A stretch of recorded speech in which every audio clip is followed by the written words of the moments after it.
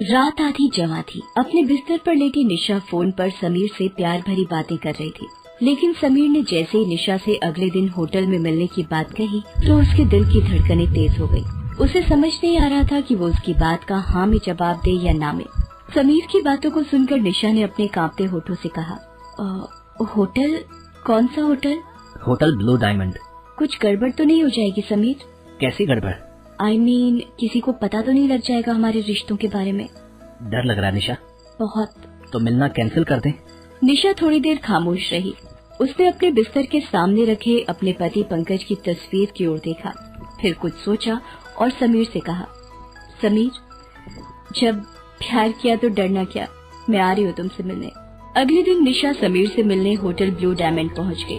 उसने लाल रंग की साड़ी पहन रखी थी, होठों पर उसी रंग की मैचिंग लिपस्टिक, कानों में बड़े बड़े टॉप्स और खुले बालों में वो किसी अप्सरा की जैसी लग रही थी। उसने होटल के रिसेप्शन पर जाकर कहा, रूम नंबर 311। होटल के रिसेप्शन पर खड़े रिसेप्शनिस्ट ने उसकी ओर मुस्कुराकर देखा और कहा, 3rd फ्लोर, बाएं साइड से 4था कमरा। मेरी बुकिंग है आज की। जी मैम, ये रही आपके कमरे की चाबी। ऊंची सैंडल पहने खटखट करती हुई निशा रूम नंबर 311 में पहुंची।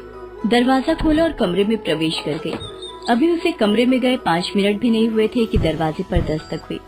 दस्तक की आवाज से निशा के दिल की धड़कन फिर से बढ़ गई। उसने अंदर से ही पूछा, कौन है? दूसरी तरफ से आवाज आई, रूम सर्विस। निशा ने जैसे ही दरवाजा खोला उसके चेहरे पर मुस्कान आ गई। समीर तुम? नो निशा मैम, मैं तो रूम सर्विस वाला हूँ। ये कहते हुए वो कमरे के अंदर आ गया और निशा के पास घुटनों के बल पर बैठ गया और एक गुलाब का फूल उसे देते हुए कहा कि, मोहतरमा बताइए, ये बंदा आपकी क्या खिदमत कर सकता है? निशा ने उसके हाथों से गुलाब लिया और कहा कि बस ये बंदा मुझे ढेर सारा प्यार करे, ढेर सारा। ये कहकर वो समीर के गले लग गई। कुछ देर बाद वो सुध बुध भुलाकर एक दूसरे में खो गए। निशा शादीशुदा थी। पंकज से 3 साल पहले ही उसकी शादी हुई थी, लेकिन पंकज कारोबार में इतना उलझा रहता कि उसे निशा की कोई फिक्र नहीं होती। 11 जनवरी को दोनों की शादी हुई थी। निशा बहुत अरमानों के साथ नए घर में आई थी। वहाँ पर उसके लिए सब कुछ था, लंबी गाड़ी, बड़ा घर, नौकर चाकर, लेकिन सिर्फ पंकज का प्यार नहीं था। अरे निशा, मैंने कहा ना, अभी बहुत काम है यार। माल की सप्लाई बाकी है, कुछ नए ऑर्डर भी मिले हैं, उनके लिए रॉ मटेरियल का अरेंजमेंट भी करना है। सुनो ना, 2 महीने रुक जाओ ना, फिर हम चलेंगे हनीमून पर। कोई नहीं, वो आपने कहा था इसलिए मैंने याद दिलाया। वैसे भी काम तो काम है, वो तो करना ही है। लेकिन शादी के 3 साल हो गए, पंकज के वो 2 महीने आए ही नहीं जब उसने वादा किया था कि वो हनीमून पर जाएंगे। निशा ने भी उससे कहना छोड़ दिया।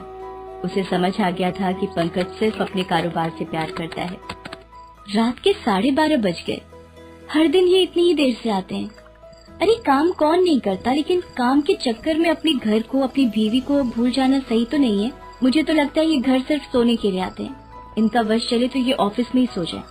पिछले 2 सालों से पंकज शादी की सालगिरह पर निशा को बाहर ले जाने की बात कह रहा था, लेकिन वो भी उसे याद नहीं रहता। शादी की 3री सालगिरह की बात है। अरे प्रॉमिस कर रहा हूँ, आज मैं बिल्कुल भी नहीं भूलूंगा। आज हम दोनों न सिर्फ बाहर खाएंगे बल्कि लॉन्ग ड्राइव पर भी चलेंगे। और अगर मैं भूल भी गया तो मुझे शाम को 7 बजे कॉल करके याद दिला देना, ठीक है? चलो अब मुझे जाने दो। Love you and happy anniversary. ये कहकर पंकज फैक्ट्री के लिए निकल गया, लेकिन रात के 8 बज गए। पंकज घर नहीं आया तो निशा ने उसे कॉल किया। क्या हुआ पंकज, आप अभी तक निकले नहीं हैं? 8 बज गए हैं। निशा, माय डियर वाइफ, मैं भूला नहीं हूँ। थोड़ी देर और यार, मैं निकलता हूँ। एक काम करो, तुम ड्राइवर को बोलो तुम्हें होटल सनशाइन में छोड़ दे। मैं तुम्हें वहीं मिलता हूँ। निशा होटल सनशाइन में पहुँच गई। वहाँ पहुँचकर उसे 10 बज गए, लेकिन पंकज नहीं आया। उसने 2 बार उसे कॉल भी किया, लेकिन उसने उसका कॉल कट कर दिया।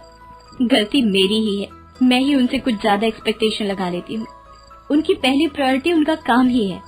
निशा ने घड़ी की ओर देखा, 10:30 बजने वाले थे। उसने एक बार और कॉल किया। इस बार पंकज ने कॉल पिक कर लिया।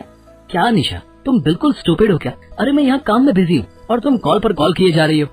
लेकिन आपने तो मुझे यहाँ होटल सनशाइन में वेट करने के लिए कहा था।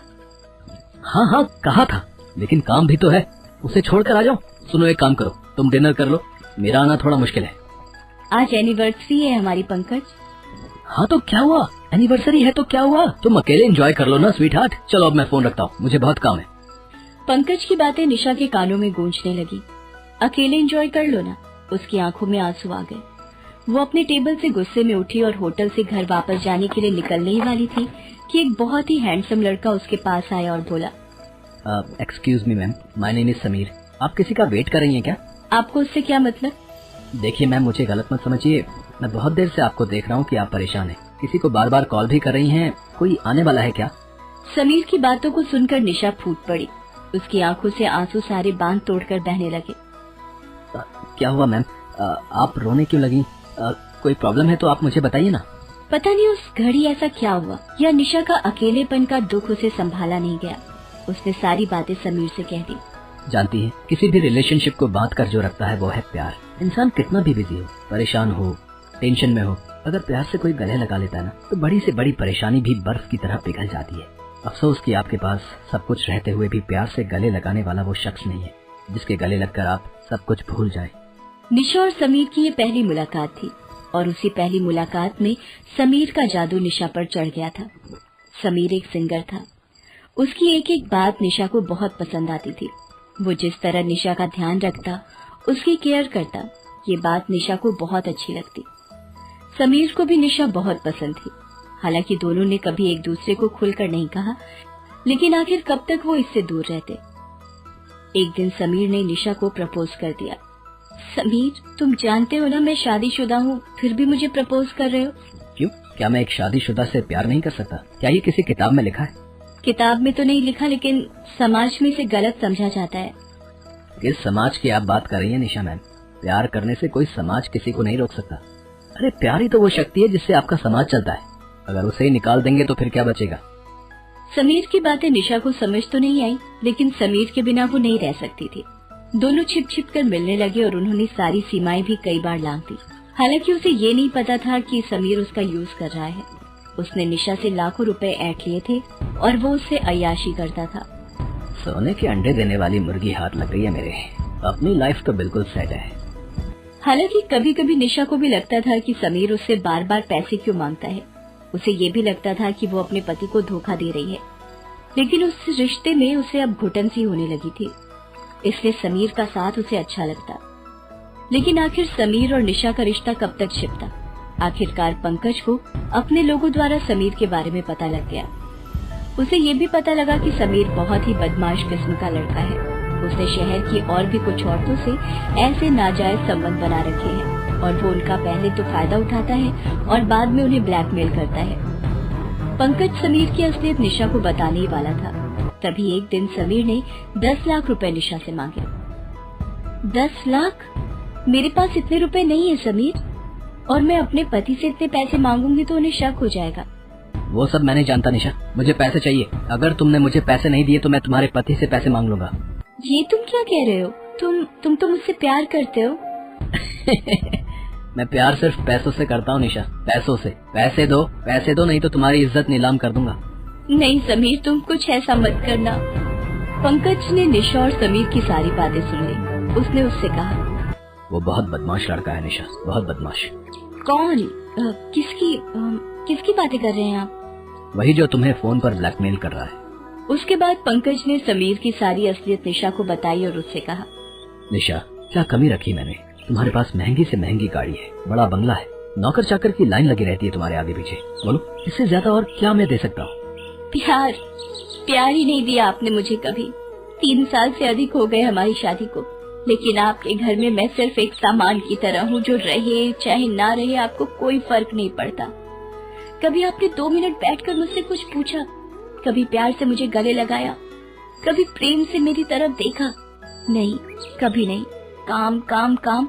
आपके लिए सिर्फ काम ही सब कुछ है।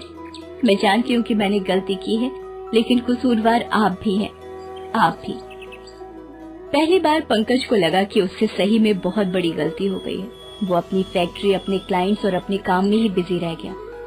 उसे 2 मिनट की फुर्सत उस शख्स के लिए नहीं थी जिसे वो अग्नि के आगे 7 फेरे लगा कर लाया था। उसे तो लगता था कि पैसा ही सब कुछ है। वो सारी चीजें निशा को दे तो रहा था, लेकिन प्यार और अपना समय वो उसे दे ही नहीं पाया जिसकी जरूरत उसे सबसे ज्यादा थी। निशा, मैंने बहुत बड़ी गलती की है। लेकिन मैं इस गलती को सुधारना चाहता हूँ। प्लीज मुझसे दूर मत हो, मुझे माफ कर दो। मैं वादा करता हूँ कि मैं बिल्कुल बदल जाऊंगा। आप भी मुझे माफ कर दीजिए। मुझे नहीं पता था कि वो बदमाश मेरी घरेलू परेशानी की आड़ में मेरा फायदा उठा रहा है।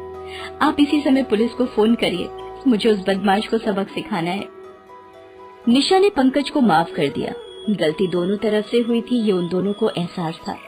उसके बाद पंकज बिल्कुल बदल गया। उसे प्यार और पत्नी दोनों की अहमियत समझ आ गई।